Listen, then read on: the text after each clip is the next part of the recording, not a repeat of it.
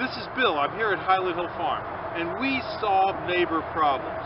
Let me tell you about one of the stories that we have about a neighbor problem and how we solved it. And you're not going to believe this, but I am not a fiction teller. I'm telling you a real, true story about neighbors that don't like each other. Here's what happened. A guy shows up in our yard and he says, I need some big hemlocks. And I said, okay, we have them. I take him out and I show him some in the field, and he likes them and he tags them. He says he wants big 10 to 12 foot hemlocks. I said, how many do you want? He says, I'm going to tag 10. I said, okay. He says, how much are they installed? I said, $600 a piece. He says, that's fine. He says, but they don't have to live. I said, well, what do you mean they don't have to live? And he says, well, the world's going to end in 2012. They just have to live a couple months. So I think, well, okay, we deal with all kinds of people. I can live with that. He said he needed a tree for in a shady location. Okay, I can deal with that. Hemlocks are good in shade. So I arranged to have the trees dug. He pays me $6,000 in cash green money, whips it out of his pocket. I think life doesn't get much better. So I tell my sons, okay, Saturday you're going to go down to this road down in the other end of Doylestown, and you're going to plant 10 hemlocks for a guy. So my boys dig the trees and they put them on the truck, and on Saturday morning they take it down and they start to plant. I get this frantic call from my son, Jamie, who he likes everything to be perfect. He calls me up and he says, Pop, this guy's nuts. I said, don't worry about it, just plant the trees. He says, no, you don't understand. This guy's nuts. He's putting a blue tarp on the trees. It's going to kill him.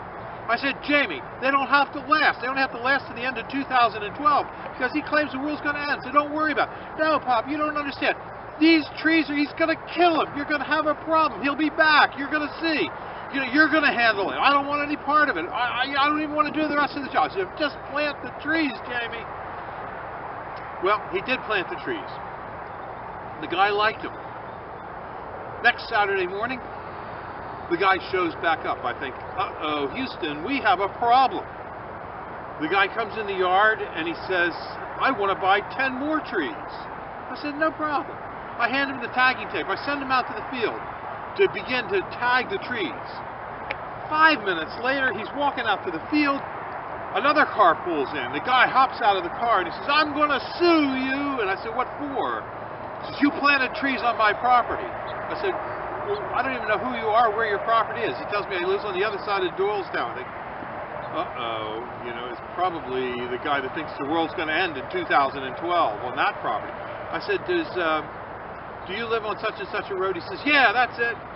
I said, well, a guy's out in the field right now, and he's the one that told me to plant the trees there. I sent my boys down to do it, and he says, that's my pervert tenant. He didn't have right to put those trees there. You're going to take those goddamn trees out and you're going to remove them. I said, no, whoa. I'm not taking those trees out because I'm not going back on your property. He told me it was his property. How was I supposed to know? I'm not a land surveyor. He said, you're going to take those damn trees out and you're going to get them out, or else I'm going to take you to court. I said, whoa. I said, listen, your tenant's nuts. I know that. He says the world's going to end in 2012. Yeah, he says all that all the time. I said, why don't you just rent him that space for the 10 trees until the end of 2012, and I'll see if I can't charge him a little bit for having the trees there and give you the money. Because one way or the other, he's going to pay to either remove the trees or pay you to have the trees there. The landlord says, yeah, that sounds good. So I said, well, I'll see what I can do. So I go over to this pervert.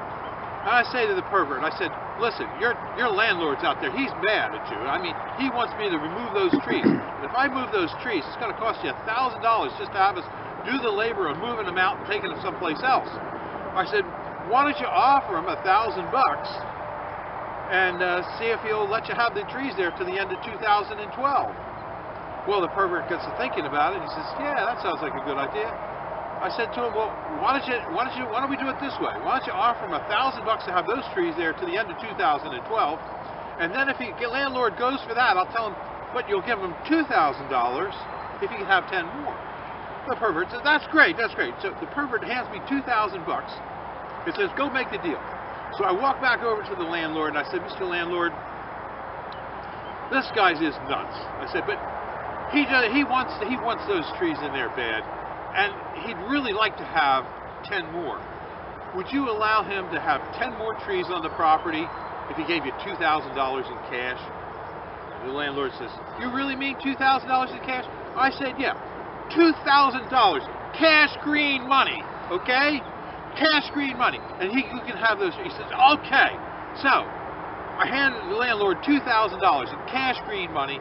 The landlord is tickled to death. I go back to the pervert. I say, "Okay, we're on." He hands me another $6,000 and says, "Bring the trees on." So we did. Now, as they're both leaving the yard, they're both mad at each other, but they both come to me and they say, "Next time we're going to have a problem, we're coming to you. So if you have a problem with your neighbor, you want to come to Highland Hill Farm because we've seen it all. And we can help you with your neighbor problems by putting in our trees, such as this Norway spruce, or white pine, or green giant arborvitae. We have fast-growing trees to help you block out and get rid of that neighbor that you never want to see again in your life. And if your neighbor uses pink on a fence, give it a code pink fence, we have the defense for the code pink fence, and it's called the green giant arborvitae. So come to Highland Hill Farm on Route 313 in Feltonville, PA. We know how to take care of your neighbor.